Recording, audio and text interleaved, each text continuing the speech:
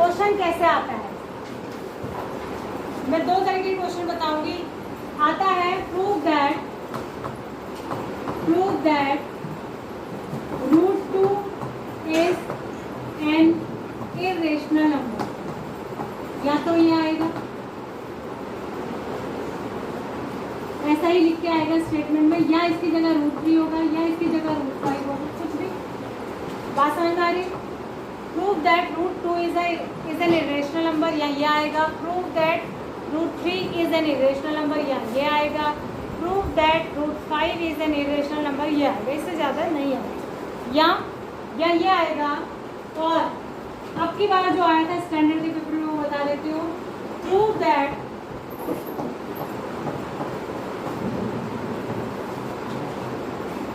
√3 plus 2/3 is an irrational, ऐसा भी आता है।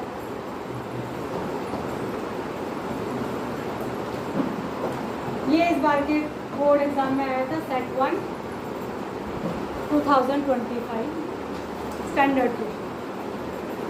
अब आप मुझसे, अच्छा आपको अभी तक आप इस क्वेश्चन को करना जानते हैं? कुछ बच्चे ट्यूशन में कर चुके हैं, कुछ बच्चे कर चुके हैं। जो कर भी चुके होंगे वो हाँ नहीं बोलेंगे इतने मैडम करा ना लें। करा दिया आपको ये ट्यूशन? जो बच्चे जा रहे होंगे करा दिया है? कितने बच्चे जाते हैं ट्यूशन? तो अभी ये करा नहीं है, कर लिया? ठीक है, नीचे देखिए। अब ये बताइए कि ये ज़्यादा टफ है कि ये ऊपर वाला ज़्यादा टफ? ये आसान, ये ज़्यादा टफ है प्रूव कर, इसमें स्टेप्स बहुत हैं ऊपर वाले। अगर ये आता है तो ये बहुत आसान है, ठीक है। तो ये आया था इस बार 3 मार्क्स का है सेक्शन बी में। सेक्शन बी में तो 20, सेक्शन 1 में तो 20 ऑब्जेक्टिव क्वेश्चन आते हैं। उसमें से लास्ट के दो होते हैं, 19 और 20 वो आते हैं, क्या आते हैं वो, असर्शन और रीजनिंग के क्वेश्चन आते हैं। बाकी 18 ऑब्जेक्टिव आते हैं, 2 असर्शन रीजनिंग के आते हैं, ठीक है। और बी में ये 3 नंबर के, बी में 2 नंबर के भी आते हैं, 3 नंबर के भी आते हैं, नहीं सॉरी सी में आते हैं 3 नंबर के। तो ये 3 नंबर का क्वेश्चन था सेक्शन सी में, ठीक है। तो अब हम शुरू करते हैं इस क्वेश्चन को। ये आना ही आना है एग्जाम में, स्टैंडर्ड में भी आना है, बेसिक में भी आना है, दोनों ही पेपर में आएगा। करते कैसे देखो, इसमें 2 स्टेप होते हैं, मतलब सॉरी बहुत सारे स्टेप होते हैं। आपकी बुक में ये कहाँ पर है देख लीजिए। एक तो ये दे रखा है क्वेश्चन नंबर, थ्योरम नंबर, ये थ्योरम करके दे रखा है, लेकिन एग्जाम में ये ऐसा स्टेटमेंट करके आएगा प्रूव दैट। एक है थ्योरम नंबर 1.3 √2 इज इरेशनल, और उसके बाद आगे एग्जाम्पल में √5 को दे रखा है, सॉरी √3 को दे रखा है प्रूव दैट। जैसे एग्जाम्पल 5 दे रखा है ना, प्रूव दैट √3 इज इरेशनल, ऐसे आएगा ये, ठीक है। समझ में आ रहा है? ऐसे ही √5 भी आ सकता है। 3 आपको पढ़ने हैं, √2, √3 और √5। और जो नीचे मैंने क्वेश्चन लिखा था उस टाइप का तो इसी से हो जाता है। अब आप कहेंगे 3 पढ़ने, बहुत ही आसान है, बस खाली √2 के स्टेप्स याद रखने हैं। सेम वैसा ही √3 होता है, और सेम वैसा ही क्या होता है, हाँ ठीक है। समझ में आया? आ गया इतनी बात समझ में? देखो आपने करना क्या है, शुरू करती हूँ मैं इसका प्रूफ। हमने सबसे पहले देखो मैथमेटिक्स में क्या होता है ना, कई चीज़ें प्रूव करने के लिए, जैसे मान लिया मुझे ये प्रूव करना है कि ये इरेशनल है, तो कई चीज़ों को अल्टरनेट मैंने उल्टे मेथड से भी प्रूव किया जाता है। जैसे हम ये मान लेते हैं कि ये रेशनल है, क्या मान लेते हैं, रेशनल है, और प्रूव करते करते करते करते करते करते लास्ट में ये प्रूव कर देते हैं कि हमने जो माना था कि ये रेशनल है वो बात गलत है, तो उसकी उल्टी बात सही है, यानी कि ये क्या है, इरेशनल। तो प्रूव तो इसे क्या करना है, इरेशनल। सपोज इसे क्या कर लेंगे, रेशनल, और आखिरी में हम अपनी ही बात को गलत प्रूव कर देंगे कि ये इरेशनल, सॉरी ये रेशनल नहीं है, तो उसका उल्टा सच हो जाएगा, यानी कि ये क्या है, इरेशनल। क्या है, इरेशनल, ठीक है। तो हम लिखेंगे प्रूफ में सबसे पहला let √2 is an rational number, ठीक है। Then √2 is equal to a upon b। भाई अगर √2 रेशनल नंबर है तो √2 को फ्रैक्शन की फॉर्म में लिखा जा सकता है। रेशनल की ये डेफिनेशन होती है कि every rational number is can be written in the form of a upon b, where यहाँ पर a and b are co-primes और b is not equal to 0। ये तो सभी को आता है। इतना देखो बुक में बहुत अलग अलग तरीके की लैंग्वेज लिखी रहती है, आप अपनी जो मैं बता रही हूँ उस तरीके से याद करिए। बुक की लैंग्वेज थोड़ी बुकिश होती है तो थोड़ी डिफिकल्ट होती है। देखो आपकी बुक में क्या किया है, पहले इसको r अपॉन एस लिया है, उस स्टेप की जरूरत कुछ नहीं है, वो एक स्टेप खाली बढ़ जाता है, r अपॉन एस लिया है और ये कह दिया है कि r अपॉन एस जो r और s दो नंबर है उनका एक के अलावा भी कोई फैक्टर है, ठीक है। एक के अलावा भी कोई फैक्टर है, तो एक के अलावा भी कोई फैक्टर अगर होगा, यानी कि मान लिया ये ऐसे है, समझ लो 2/4, ठीक है, 2/4 होगा, या फिर ऐसे समझ लो 3/6 या 3/9 समझ लो, कुछ भी समझ लो। तो अभी ये को-प्राइम नहीं है क्योंकि अभी इनका 1 के अलावा एक और फैक्टर है 3, तो ये 3 से काट देंगे ना इसको, तो ये क्या आ गया 1 और 3 आ गया। तो अब ये को-प्राइम्स है, तो इसने क्या किया, पहले r अपॉन एस लिया है और कहा है कि r और s का जो है कोई अदर फैक्टर भी है एक के अलावा, फिर उसको सिंप्लीफाई कर लेंगे, तो फिर जो दूसरा आएगा उसको a अपॉन b लिख लेंगे और a अपॉन b इस तरीके से लिखेंगे कि a और b क्या होने चाहिए, को-प्राइम। माने a अपॉन b क्या है कि r अपॉन s को सिंप्लीफाई करके आया बोल रहा है, तो उस स्टेप की जरूरत नहीं है, हम सीधे ही लिख देंगे कि √2 equals to a upon b, where a and b are coprime and b is not equals to 0। उसने r अपॉन s से शुरू किया, मतलब एक स्टेप एक्स्ट्रा करने की कोई जरूरत नहीं। बात समझ आ रही है। अब हम क्या करेंगे, दूसरा स्टेप, इसको लिख लेंगे इक्वेशन में। दूसरा आप स्टेप करेंगे, दूसरी लाइन में इसको स्क्वायर करना है। क्या करना है, स्क्वायर। तो हम लिखेंगे squaring both side, squaring both sides.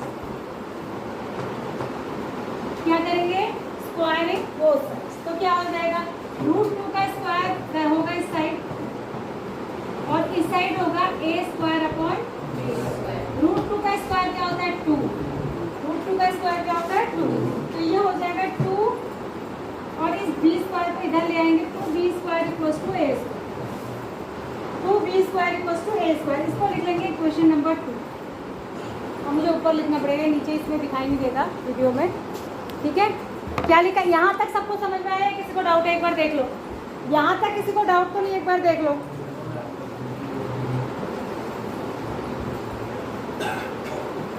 है,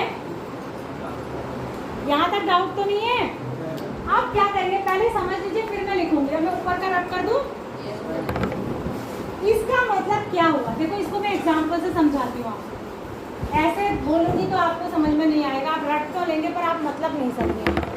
जैसे ये क्या लिखा है, 2b² इक्वल्स टू a² लिखा है, ठीक है। अगर 2 इंटू 4 इक्वल्स टू 8 है और ये समझ लो b² है और ये a², 2 4 जा 8 होता है ना, ये b² है, मतलब ये तो 2 का स्क्वायर है ही और ये √8 का स्क्वायर समझ लो, ठीक है। समझ रहे ना बात को। अगर 2 इंटू समथिंग, 2 इंटू ये इक्वल्स टू ये है, या ऐसे समझ लो, थोड़ा सा और इजी कर लेते हैं, 2 8 जा 16, ये स्क्वायर, इसको स्क्वायर नंबर समझो तभी तुम्हें समझ आएगा। इसको क्या लिखेंगे, 4 का, इसको a² समझ लो और ये b² समझ लो। तो 2 into b² equals to a² है, मतलब 2 को अगर किसी से मल्टीप्लाई करके ये मिल रहा है तो इसका सीधा सा मतलब यह है कि 2 इसको डिवाइड करेगा। 2 16 को डिवाइड करता है कि नहीं करता, 2 a² को डिवाइड कर रहा है, a² की जगह आप ये मान के चलिए कि 16 है, तो 2 a² को डिवाइड करेगा, करेगा ना।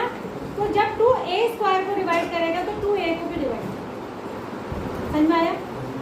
2 किसको, देखो हम यहाँ पर ये लिख सकते हैं कि 2 डिवाइड 16, तो ये होगा जब 16 को डिवाइड करेगा तो 2 डिवाइड ए स्क्वायर, किसका स्क्वायर है ये, तो 4 को भी डिवाइड करेगा। जब कोई नंबर किसी नंबर के स्क्वायर को डिवाइड करता है तो वो नंबर उसके बेसिक नंबर को भी डिवाइड करता है। तो 2 डिवाइड्स, इसको अपने मन में ए स्क्वायर समझो, 2 डिवाइड्स ए स्क्वायर, तो 2 divides A, 2 divides A.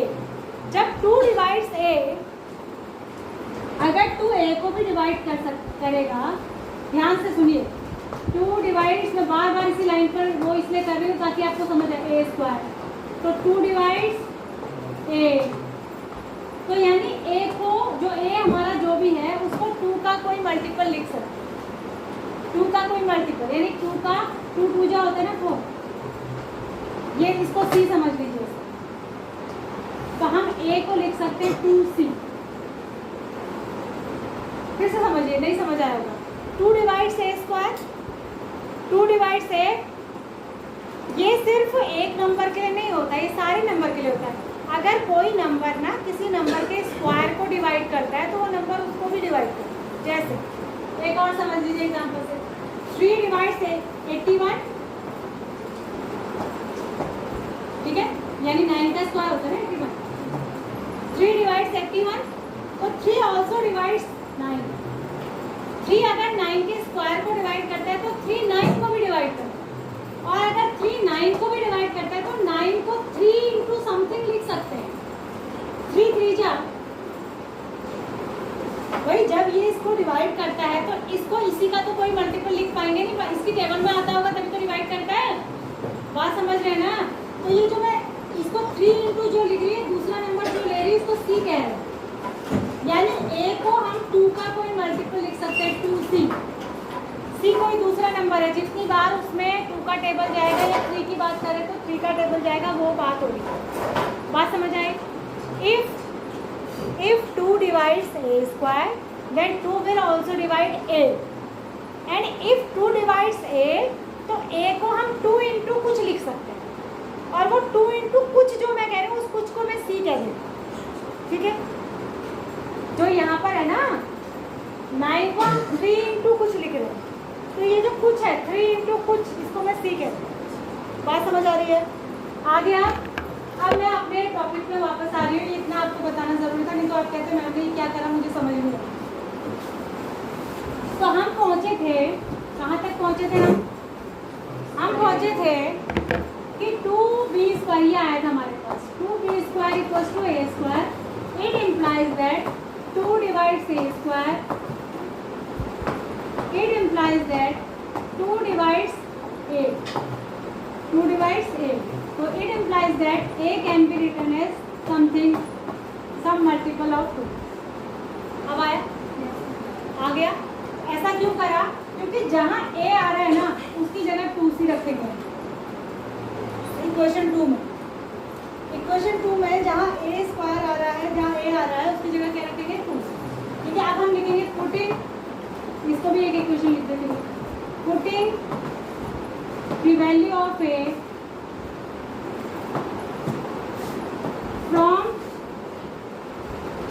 From equation.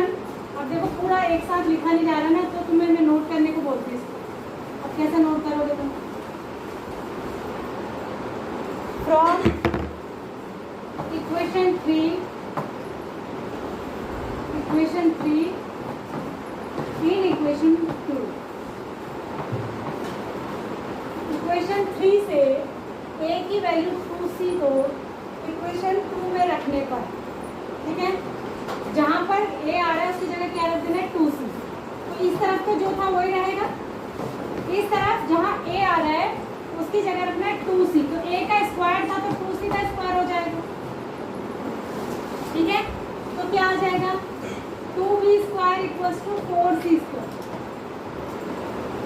आ जाएगा। तो क्या आ जाएगा, 2 से 4 कट जाएगा, 2 जा, तो ये आ जाएगा b square equals to 2c square आ जाएगा।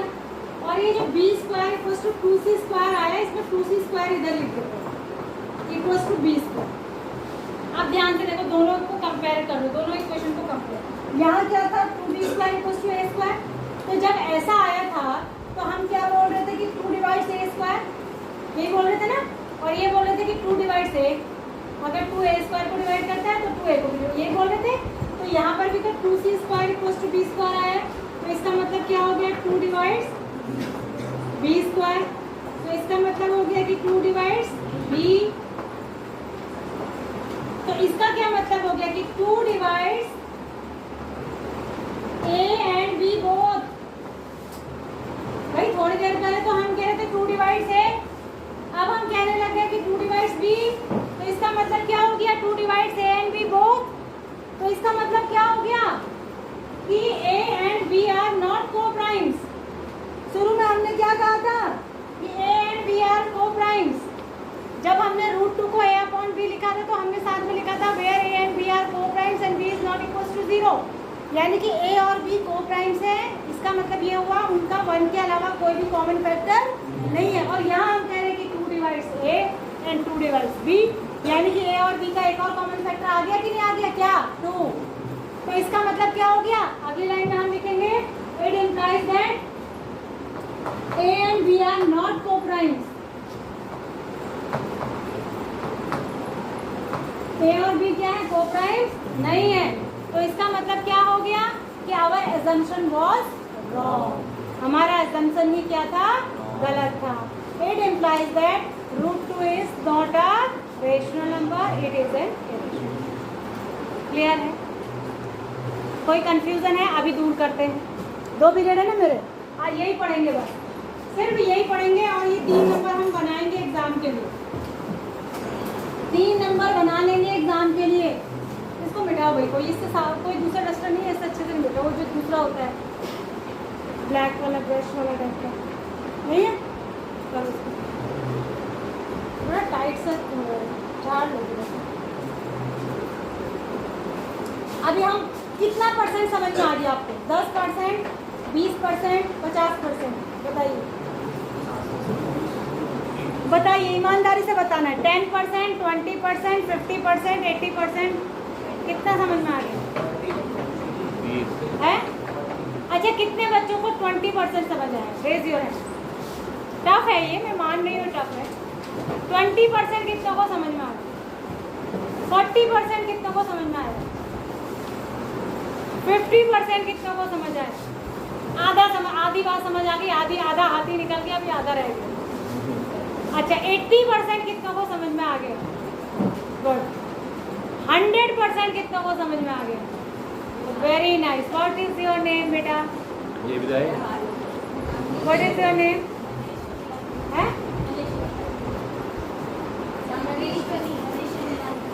मनस्विनी। हो गया? अब देखो, अब आप सबको पूरा समझ में आ जाएगा। दोबारा करते हैं इसको अभी √3 के लिए, ठीक है? √3 में आपको बस जहाँ √2 था वहाँ √3 करते जाना। √5 में जहाँ √2 था वहाँ √5 करते जाना। बस सीधा सा हिसाब लगा लेना। जहाँ √3 दीपक दीक्षित, जहाँ √2 आ रहा था वहाँ √3 आ जाए, जहाँ 2 आ रहा था वहाँ 3 आ जाए, ठीक है? देखो फिर से, अब मैं इसको प्रॉपरली कर रही हूँ, आप इसको नोट भी करेंगे। अभी नहीं, पहले सुन लीजिए, टाइम बहुत है, नोट करने के लिए मैं समय दूंगी आपको। 2 पार्ट्स में डिवाइड करें, छोटा छोटा लिखूंगी, ठीक है? तो क्वेश्चन है, क्वेश्चन में नहीं लिख रही हूँ, prove that √3 is an irrational number. तो हम लेट से प्रूफ से शुरू कर रही हूँ, ध्यान से देखेंगे। Let √3 is an rational number, rational भी यहीं पर लिख देते हैं, रेशनल नंबर, हेंस इसलिए √3 equals to a/b where a and b are co-primes and b is not equals to 0। उसके बाद स्क्वायरिंग बोथ, इसको इक्वेशन 1 लिखेंगे, स्क्वायरिंग बोथ साइड करेंगे। अब देखते जाइए, अब आपसे ये क्वेश्चन एग्जाम में छूटना नहीं चाहिए। जैसे ही स्क्वायर करेंगे, √3 का स्क्वायर तो 3 हो जाता है, ये हो जाएगा a²/b², ये हो जाएगा 3, b को इधर लाएंगे आप, b², √3 का स्क्वायर 3 होता है, ठीक है? Equals to a²। इसको इक्वेशन 2 लिखेंगे। इसका मतलब हो गया 3 divides a square, 3 divides a square, it implies that 3 divides a. तो अगर 3 ए को भी डिवाइड करता है और ए स्क्वायर को भी डिवाइड करता है तो ए को लिख सकते हैं 3 का कोई multiple, A equals to 3c, वहाँ 2c लिख लेते हैं, यहाँ 3c लिखेंगे। इसको इक्वेशन नंबर 2 में पुट करेंगे इस वैल्यू को, putting value of a from equation 3 to in equation 2। जैसे ही यहाँ पुट करेंगे तो ए की जगह 3c लिख लेंगे, तो ये हो जाएगा 3b square equals to 3c का होल स्क्वायर, तो 3b square equals to 9c square, 3 से ही कट जाएगा 3 जा, तो b square equals to 3c square. इसको उल्टा कर लेंगे ताकि हमें इसकी तरह ही दिखाई दे, वरना हम कंफ्यूज हो जाएंगे। कहाँ गया ये, इसकी तरह ही दिखना चाहिए, तो इसको इस साइड लिखेंगे, तो 3c square equals to b square. तो इसका मतलब हो गया 3 डिवाइड्स b स्क्वायर, तो इसका मतलब हो गया 3 डिवाइड्स b, तो इसका मतलब हो गया 3 divides a and b both,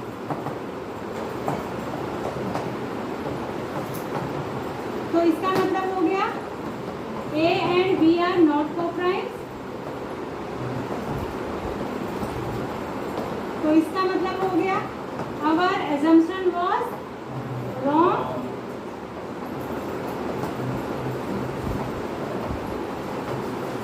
तो इसका मतलब हो गया √3 is not rational, तो इसका मतलब हो गया √3 is irrational। सिंपल और सरल भाषा, नॉट इन बुकिश लैंग्वेज। अब अगर √5 को करना है तो √5 equals to a upon b, squaring both sides, तो यहाँ पर क्या आ जाएगा 5b square equals to a square. इसका मतलब क्या हो जाएगा 5 डिवाइड्स a स्क्वायर, इसका मतलब क्या हो जाएगा 5 डिवाइड्स a, तो इसका मतलब a को लिखेंगे 5 इंटू c, इसको रख देंगे यहाँ पर, तो यहाँ पर आ जाएगा 5b square equals to 25c square, 5 का स्क्वायर 25 होगा, 5 से 25 5 तक कटेगा, तो यहाँ पर आ जाएगा b square equals to 5c square, इसको उल्टा कर लेंगे 5c स्क्वायर इस तरफ और ये इस तरफ, तो 5c square equals to b square आ जाएगा। इसका मतलब हो जाएगा 5 डिवाइड्स b स्क्वायर, इसका मतलब हो जाएगा 5 डिवाइड्स b ऑल्सो, इसका मतलब हो जाएगा 5 divides a and b both, इसका मतलब हो जाएगा a and b are not coprimes, इसका मतलब हो जाएगा आवर assumption was wrong, इसका मतलब हो जाएगा कि √5 is not an rational number, और उसका मतलब फाइनली हो जाएगा कि √5 is a rational number. Is that now clear to all or not? अब कितनों को 100% है?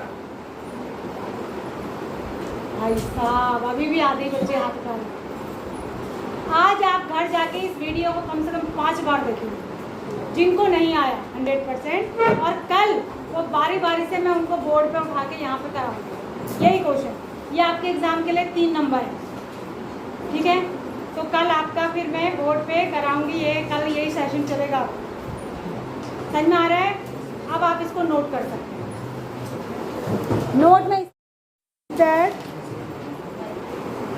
क्वेश्चन लिखिए, क्वेश्चन 2 है ये, प्रूव दैट होल कौन रहा है 3 + 2√5, यही है ना? यही है इरेशनल। अगर ऐसा क्वेश्चन आ जाए जो कि आया था इस बार, तो आपकी बल्ले बल्ले, तब आपको इतना कुछ नहीं करना पड़ेगा, ये बहुत आसान होगा। तो इसमें हम क्या करेंगे, इसका प्रूफ लिखेंगे। करना वही है, पहले इसको रेशनल सपोज करना है, तो हम लिखेंगे let 3 + 2√5 is a rational number. अब अगर रेशनल नंबर है तो इसको क्या लिखेंगे, a/b की फॉर्म में या p/q की फॉर्म में। तो it implies that 3 + 2√5 is equals to a/b, ठीक है? Where a and b are, ये भी लिखना है, coprimes and b is not equals to 0। अब क्या करेंगे, ध्यान सुनिए, इस रूट 5 के अलावा देखो ये क्वेश्चन जो जब बच्चों ने करे थे, जबकि ये स्टैंडर्ड वाले बच्चे थे, स्टैंडर्ड वाले बच्चे मान के हम चलते कि होशियार ही होते हैं तभी स्टैंडर्ड लेते हैं, तो बहुत बच्चों ने ट्राई किया था पर बहुत बच्चों ने गलत किया था। ये इतना आसान है, इसमें आपको क्या करना है, रूट 5 को इधर ही रखना है, बाकी सब उधर ले जाओ, ठीक है। रूट 5 को इस तरफ रखना है, बाकी सब उधर ले जाना। अब उधर जाने पर क्या होगा, जो यहाँ प्लस में है उधर माइनस में जाएगा, जो इधर मल्टीप्लाई में है उधर डिवाइड में जाएगा, जो इधर डिवाइड में होगा तो उधर मल्टीप्लाई में जाएगा, ठीक है। तो एक एक करके शिफ्ट करेंगे। तो सबसे पहले हम इसको ले जाते हैं 3 को, तो 2 रूट 5 इक्वल्स टू हो जाएगा a अपॉन b माइनस 3, इधर प्लस में था उधर जाके माइनस होगा, ठीक है। इसके नीचे 1 मान लेंगे तो क्या हो जाएगा, एलसीएम लेके ये इधर, तो क्या हो जाएगा, ये a minus 3b whole upon b। ऐसा हमने एलसीएम क्यों लिया, b को दोनों के नीचे लाने के लिए। अब हमको ये भी नहीं चाहिए, इसको भी उधर ले जाओ, तो ये यहाँ जाके नीचे जाएगा क्योंकि यहाँ मल्टीप्लाई में वहाँ डिवाइड में, तो ये हो जाएगा root 5 equals to a minus 3b upon 2, ठीक है। अब देखो इधर जो भी नंबर है ये पूरा रेशनल है, ये पूरा क्या है, रेशनल, ये पूरा क्या है, a अपॉन बी रेशनल ही है, 3 रेशनल ही होता है, ये पूरी टर्म ही रेशनल है। और ये क्या है, ये रेशनल। तो इरेशनल नंबर कभी भी रेशनल नंबर के बराबर नहीं हो सकता। तो हम लिखेंगे क्योंकि since root 5 is an irrational number, क्योंकि रूट 5 इरेशनल नंबर होता है, तो इसका मतलब यह है कि इरेशनल नंबर कभी भी रेशनल नंबर के बराबर नहीं हो सकता। तो अगर ये दोनों बराबर आ रहे हैं तो इसका मतलब है कि ये क्या होगा, जो शुरू में ही हमने माना था वो क्या होगा, इरेशनल होगा। तो it implies that 3 + 2 root 5 is an irrational. ये इसके बाद लिखना है, मैंने यहाँ से लिखा कि वो स्क्रीन पर आने था, नोट कर लीजिए इसको। समझ आ गई आपको, इसको तो आप नोट कर लीजिए। और एक क्वेश्चन मैं आपको दे रही हूँ, वो आप घर से करके लाएंगे, जो इस बार की बोर्ड में आया था, मैं बता रही हूँ, वो है प्रूव दैट, यहाँ लिख दो 2/3 + 5√3 is an irrational number. Prove that 2/3 + 5√3 is an irrational number. ये आपको करना है होमवर्क में, और ये आप नोट कर लीजिए। ये इस बार आया है 2025 स्टैंडर्ड में।